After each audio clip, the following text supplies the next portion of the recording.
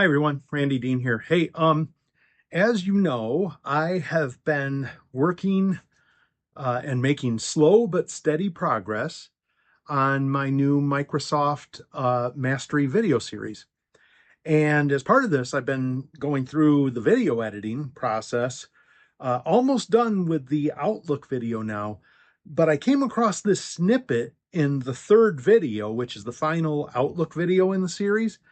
And I just thought, wow, this sort of lays out some of the best content that I could put together on how to maybe manage and work your workday more seamlessly, more focused, a bit less distracted, but able to handle the unexpected. And so I hope you really like this. I think it's like about a 16-minute snippet of the video, and it just gives you a feel for what I'm trying to do with this. The nice thing about the format of what I'm doing here is that it gives me the time to elaborate more deeply on topics that a lot of times when I'm doing my public sessions and especially speaking at conferences and the shorter sessions, I just don't have the time to dive in as deep. Where the video picks up, I have just finished discussing how I recommend you start your workday not in your email, but in your calendar for a couple minutes and your task list. And I go through the process in both the classic Outlook as well as for new and web Outlook users of how I would recommend doing it in each version of the software so that you're in the right mindset to now go into your email and other inputs. And so that's where the video picks up. And so I hope you find this useful. I feel like it's some of my best knowledge work. So enjoy. See what I did there? I didn't procrastinate, I prioritized. And right here is where I want you to be 3 to 5 minutes into your day, through your calendar and creating a tight, focused task list that reflects your key projects, activities, events, people, but also acknowledges your time constraints of that day. Because that means you got a plan. Now you got your time set up and you've got your task set up. And yeah, you could have this on two screens. So you've got calendar on one screen, task list on the other. And now, what's it time for? More coffee, because you're about to get into your email. All right. But I wanted to show you all these bells and whistles in both versions to allow you to see that you could use both to do either or, and any of them to do either or. They have comparable views. I really do like this view in Classic Outlook better because of the way I can do these columns and I can do more on the priority. I just like it better. But if somebody said, you can't use this anymore, this is no longer a thing, I could totally make this work. This would work. See, went to 9. I'm not kidding. It's always talking. All right. But this is where I want you to be 3 to 5 minutes into your day. And now, when you go into your inbox and do the inbox triage strategy that we've covered ad nauseum in the first two videos, by the way, if this is the first time you are doing this program, you decided to move this up to video number 1, and you're going to do the taming email afterward, I'll bring this up just in case. Here's the thing that we covered extensively in that program. And so, we'll just remind you, now you're going to go into your email.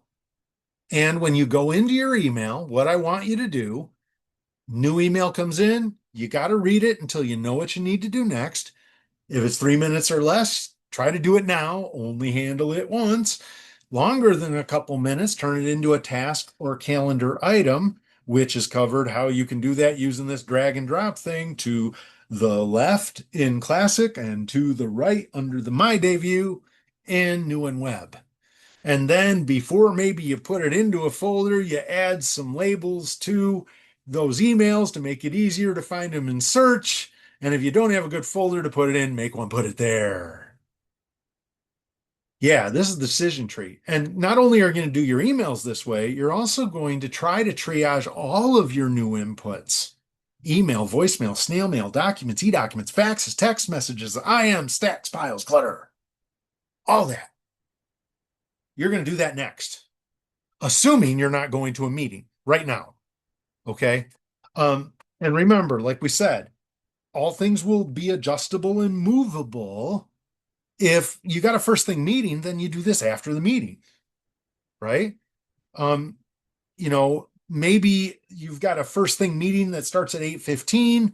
You got there at 8, you got your coffee by 8:03, you're into your Outlook, you've done your calendar review, you've set up your task list, you've had a chance to open the email and do a quick glance to see any big angry dogs barking.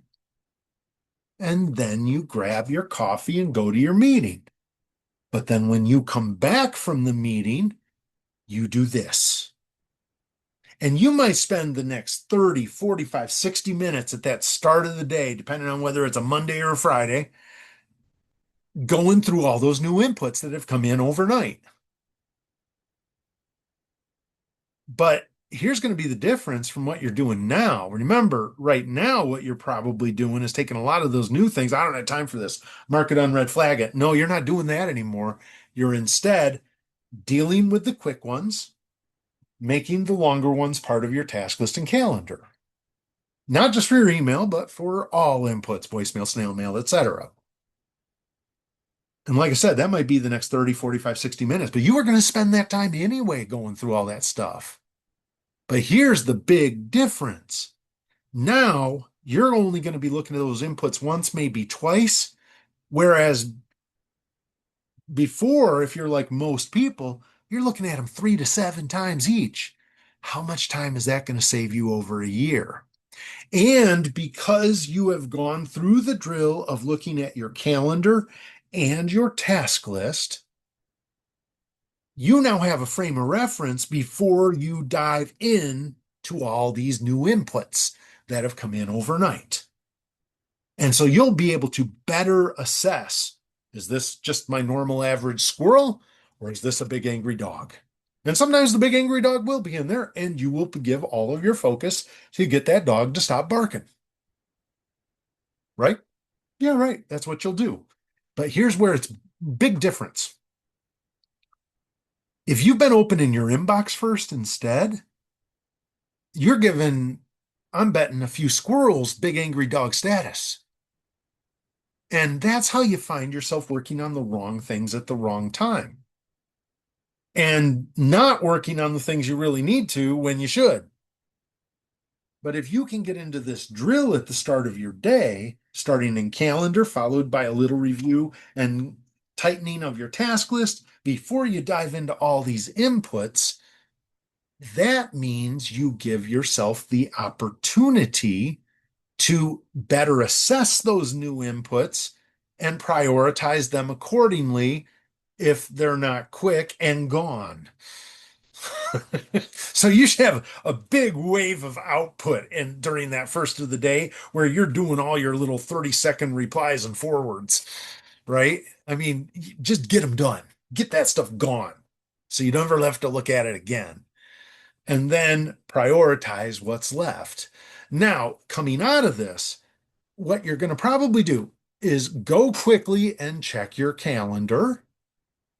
And if there's no meeting, you don't have a meeting coming up right now, then because you know your inbox is under control, you've handled all the new inputs that have come in from overnight, 30, 45, 60 minutes into your day, you go to that task list. Now remember this, the task list will now probably be bigger because you just went through all those inputs and you probably added a few things for today. And now you might be stressed again because, oh, shoot, now it's too long again. What do? Reprocrastinate. What? Is that a word? Reprocrastinate. The procrastination strategy for procrastinators. No, here's what I mean. You've added to it. It went from 9 to 14, too long again. We'll go through and do one more review and maybe redate a few more and get it back down to reasonable for today and then get to work. It's time to get to work now and work on that task list until it's time to either A, go to your next meeting or appointment, B, go check your inbox again to see if anything new's come in 30, 45, 60 minutes, an hour, 2 hours, whatever. Whatever you decide is the right amount of time between when you last looked at your email and when you need to look at it again to be appropriately responsive, which is a bit different than immediately responsive, which I was talking about in the previous videos. I think if you're immediately responsive to everything, it's going to be really hard to get your work done if you're getting a lot of inputs coming in. So you got to figure out sort of that fine balance. How long can I go? And it's going to depend on your job. I mean, if you're intensive frontline customer service, your regimen time might only be like every 15 minutes. You'll take little breaks throughout the day when you're not doing email to get some work done. If you're on the other end of the spectrum and you're a heavy project manager expected to do deep, focused, strategic project management type work of any level, well, you probably should only be checking your email 3, 4 times a day. Maybe not even that. See, it's going to depend on the nature of your work. But whatever regimen you get on, you follow the strategy. When you go in, if it's new, you read it till you know what you need to do. If it's quick, you do it now. If it's not quick, it goes onto your task list or your calendar, add some labels, put it away, or get rid of it. And you're going to be doing that throughout the day. This is your processing mode, your input processing mode. When you're working out of your task list, you're in your get important things done mode, use my time best mode. When you're in, of course, your meetings, you're in good fellow employee contributor meeting mode. You write that one down. And then, of course, there's crisis mode when the big angry dog starts barking. And if you remember in the last session, we showed you how to set it up so that when you get an email from that party, you'll hopefully get a pop up in a special sound, depending on which version you're using. So that way you don't have to feel like you have to check everything right now to see if it's from that really important person right now. And so that way you can stick to your regimen for most things, but you can still be very responsive to your most important, most critical people and items if necessary and needed. And so you're going to be moving throughout the day, working in all of these modes. Your started day, coffee, calendar, task list, then more coffee, go through all of your email and inputs following the decision tree, then assuming there's no meeting, procrastinate your task list one more time to get it tight for today. That means reprioritize, by the way, reprioritize. And then get to work on that task list until it's time to go to next meeting. Get back and work on your emails again because it's been a while, or deal with the crisis du jour that has popped up right now. And remember, when the crisis pops up, full focus on crisis. Put out the fire, stop the flood. But you're going to be moving seamlessly and hopefully somewhat effortlessly when you get through all these modes. But you want to just have the mindset ready to be able to best take advantage of when it's either email and input processing mode and or get things done on my task list mode or calendar mode. Because remember, one other thing, you might be leaving appointments with yourself, which is why I so strongly love, let's open a new window, having calendar on one screen. Let's pick this up and drag it to screen 2 and task list on one screen. Because when I've got this set up on two screens, I'm basically setting myself up so that, like, if I did put a task on my calendar, block some time for a specific, larger, more important thing, I'm not going to forget about it because I've got them both right there. Also, be less likely to miss the meeting, although I hope that you're turning on your reminders as we showed in the calendar segment so that you know when something new is about to happen. And I do a double backup. I got my phone with me too. When I've got my phone with me, you know what that means? That means that both the computer screen and the phone will give me the beep, beep, beep, meeting in 15 minutes. Snooze for 5. Meeting in 10 minutes. Snooze for another 5. Meeting in 5 minutes. Better get over there. You know the drill. And so just putting this all together gives you your flow of a workday. And then maybe at the end of the day, you'll come to your task list and you'll look at it. Let's close this calendar. Let's go back to full screen mode on the task list. Hopefully, what you can do then is at the end of the day, you're probably going to have a few of these marked complete. And by the way, I didn't show you that. Let me show you something. Let's say I got this one done. I can come up here, hit mark complete. I can also, I believe, click this little checkbox to mark complete. Either one works. And you can also mark it complete from inside the task. Okay, I want to unmark those as complete because they're not actually done yet. But they will show as complete if they were done today. But when you get to tomorrow, because they were done today, they are no longer going to show in this view. They will show in the completed items view in both this version of Outlook and new web Outlook Microsoft To Do.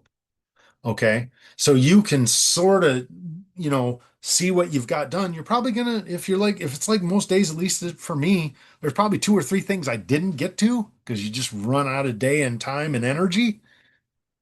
Last thing you do, move them to tomorrow. So that way, when you come in tomorrow, they're waiting for you. That's the drill. That is how you do a day. And with that, it's now time for more coffee. No. Is he going to make that joke this whole time? Yeah, probably. Here's the thing.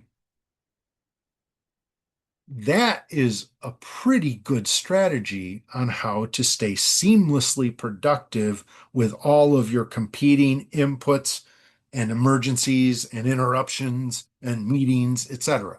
I think it's a pretty good, solid way to sort of just be seamlessly ready for whatever hits you. And now, what's going to be next is a discussion on how to move beyond just day-to-day management, productivity, efficiency focus, and into looking at your higher level goals, both professional, personal, your bigger strategy and projects, activities, events, and how to make sure those are also incorporated into your daily and weekly planning processes. So, hope you enjoyed this and you see sort of what I'm trying to do here with this program series. Watch for more news soon. Like I said, the Outlook videos are just about completed, and then I'm going to be moving into the other 365 apps. So you can learn more here.